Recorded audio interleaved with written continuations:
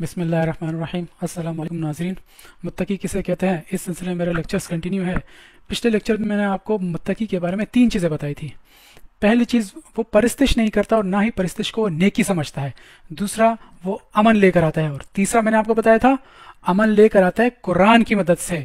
چلیں آگے کنٹینیو کرتے ہیں اسی سورہ بقرہ سورت نمبر 2 اور اس کی آیت نمبر 177 سے، جس میں مکمل طور پر متقی کے بارے میں بتایا گیا ہے۔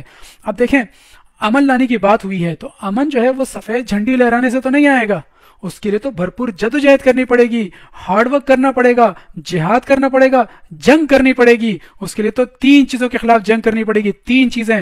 پہلی چیز کیا ہے؟ وہ حکومت جو ناانصافی پر مبنی ہے، جو انصاف فراہم نہیں کر سکتی۔ دوسری چیز، سرمایہ دار کے خلاف۔ سرمایہ دار کیا کرتا ہے؟ سارا مال اپنے لیے سمیٹ کر رکھ دیتا ہے، سارا مال اپنے لیے سمیٹ کر رکھ دیتا ہے۔ اور تیسرے سب سے خطرناک لوگ ہیں، یہ ہے مذہبی پیشوائیت، جنہوں نے ہمیں پرستش میں الجھا کر رکھا ہوا ہے اور مخصوص قسم کی رسومات ادا کرنے میں لگا رکھا ہے۔ اور یہ لوگ، یہ جو انقلاب کی کتاب ہے، اس پہ قبضہ کر کے بیٹھے ہوئے ہیں، اور یہ جب جہاں قرآن میں انقلاب لانے کی بات ہوتی ہے، یہ وہاں روک بن کر کھڑے ہو جاتے ہیں۔ عبادات میں لگا دیا ہے، مطمئن رکھا ہوا ہے ہمیں کہ جنت ہمارے لیے ہے، سب کچھ ہمیں ہی ملے گا، ہمیں ہمارے اوپر ہی ساری رحمتیں ہیں۔ انہوں نے ہمیں ان چیزوں میں الجھا کر رکھا ہوا ہے، ان کے خلاف جنگ کرنی ہے، کیونکہ یہ کاذبین ہے، یہ حقیقت کا رخ دوسری طرف موڑ دیتے ہیں۔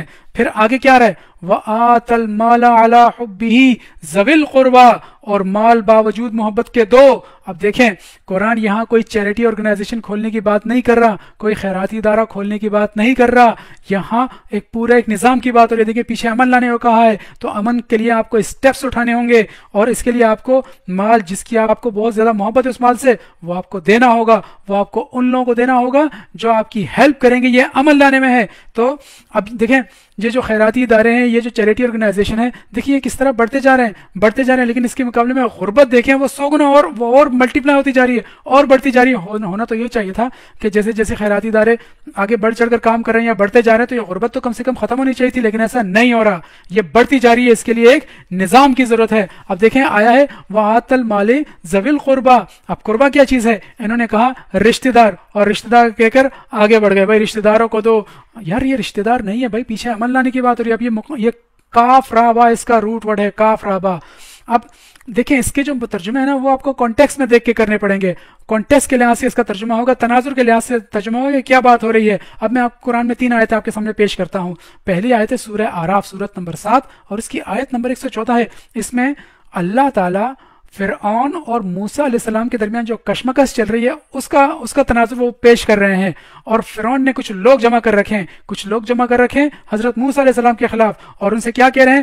قال نعم وَإِنَّكُمْ لَمِنَ الْمُقَرَّبِينَ، یعنی کچھ لوگ جمع کر رکھے ہیں، اور ان کو کہا اگر تم نے موسیٰ علیہ السلام کو زیر کر دیا تو قال نعم وَإِنَّكُمْ لَمِنَ الْمُقَرَّبِينَ، مقربین، یعنی اگر تم نے ان کو زیر کر دیا حضرت موسیٰ علیہ السلام کو، تو تم میرے مقربین میں سے ہو جاؤ گے، میرے مقرب بندوں میں سے ہو جائیں گے، میرے قریب ترین لوگوں میں شامل ہو جائیں گے۔ دیکھیں یہاں مقرب بندے کیا ہے؟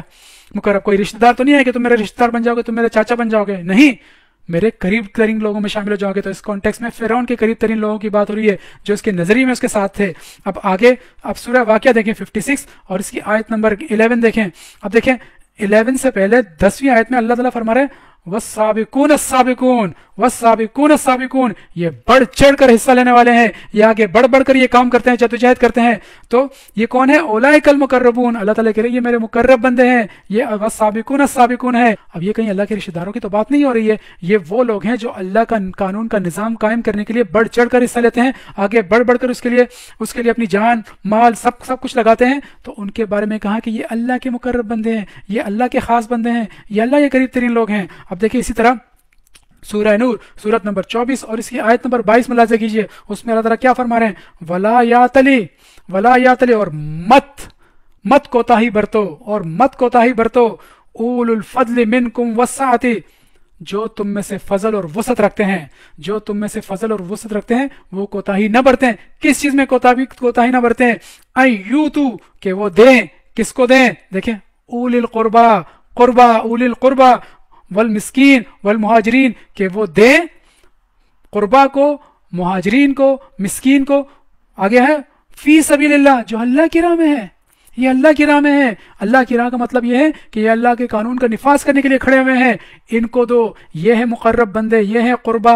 ان کو مال دینے کا کہا گیا ہے کہ کیونکہ یہ السابقون السابقون ہیں، یہ آگے بڑھ چڑھ کر اس کام میں حصہ لیتے ہیں.